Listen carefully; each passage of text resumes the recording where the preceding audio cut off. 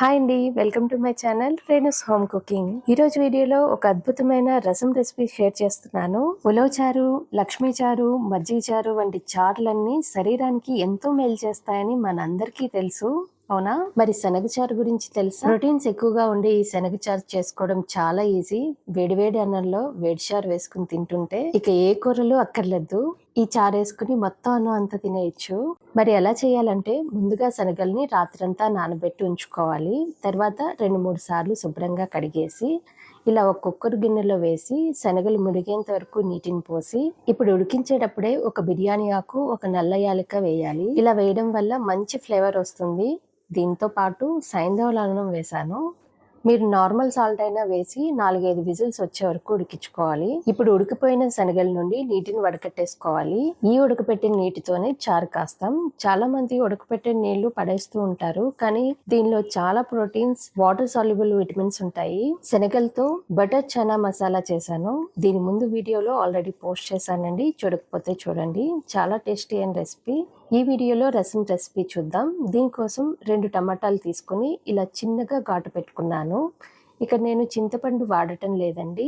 చింతపండు రసం పడని వారు కూడా ఇలా టమాటాలు ఒక్కటే వేసుకుని చేసుకోవచ్చు. ఇక్కడ నేను 2 టమాటాలు పెద్దవి తీసుకున్నాను.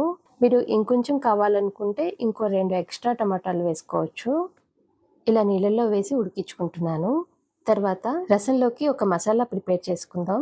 దీనికోసం 2 వెల్లుల్లి రేకులు తీసుకుని ఇలా కచ్చా పచ్చగా దంచి, తర్వాత 1 టేబుల్ స్పూన్ ధనియాలు, 1 టీ స్పూన్ అంత జీలకర్ర, 1 టీ స్పూన్ మిరియాలు కూడా వేసి కచ్చా పచ్చగా దంచి పక్కన పెట్టి ఉంచుకోవాలి.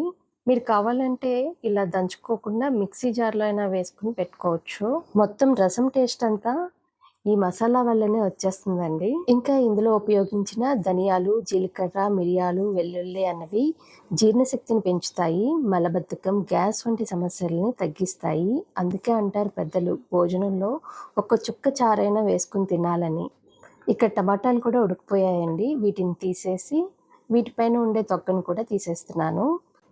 ఈ టమాటా తొక్కలు ఉంచేయడం కన్నా తీసేస్తేనే రసం బాగుంటుందండి. తర్వాత ఇలా చిన్న చిన్న ముక్కలుగా కట్ చేసుకుంటున్నాను. చల్లారాక మిక్సీ జార్లో వేసి మెత్తటి పేస్ట్లా చేసుకోవాలి.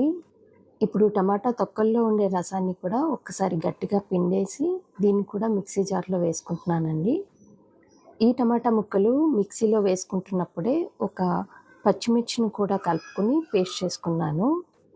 టమాటాలు ఉడికించిన నీటిని తీసుకుని అందులోనే శనగలు ఉడికించిన నీటిని వేసి కలుపుకున్నాను. దీనిలో ముందుగా ఒక చిటికెడు పసుపు వేసి, దాని తర్వాత టమాటా పేస్ట్ని కూడా వేసి మరిగించుకోవాలి. ఈలోపు తాలింపు పెట్టుకుందాం. తాలింపు పెట్టుకునే గిన్నెలోకి కొద్దిగా నూనె వేసి ముందుగా మెంతులు వేసి నల్లగా వేయించుకుని, తర్వాత ఇందులో 1 టీ స్పూన్ జీలకర్ర, 1 టీ స్పూన్ ఆవాలు వేసి చిటపటలాడిన తర్వాత ఇప్పుడు అందులోకి ముందుగా ప్రిపేర్ చేసి ఉంచుకున్న మసాలా ముద్ద కూడా వేసి 1 నిమిషం పాటు వేయించి, ఇప్పుడు ఇందులో 2 ఎండుమిరపకాయ ముక్కలు వేసి, తర్వాత కొద్దిగా ఇంగువ కూడా వేసి తాలింపు పెట్టుకోవాలి. ఇప్పుడు ఈ తాలింపు అంతటిని మరిగే చారులో వేసి కలిపేసి 5 నిమిషాలు బాగా మరగనివ్వాలి. ఇక్కడ నేను తాలింపులో కరివేపాకు వేయలేదండి, లేదని వేయలేదు.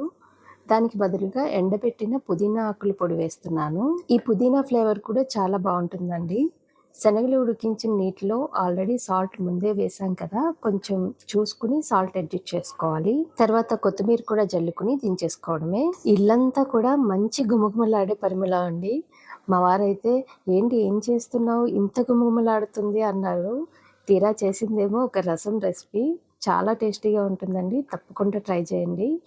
నచ్చితే కనుక లైక్ చేసి కామెంట్ చేయండి.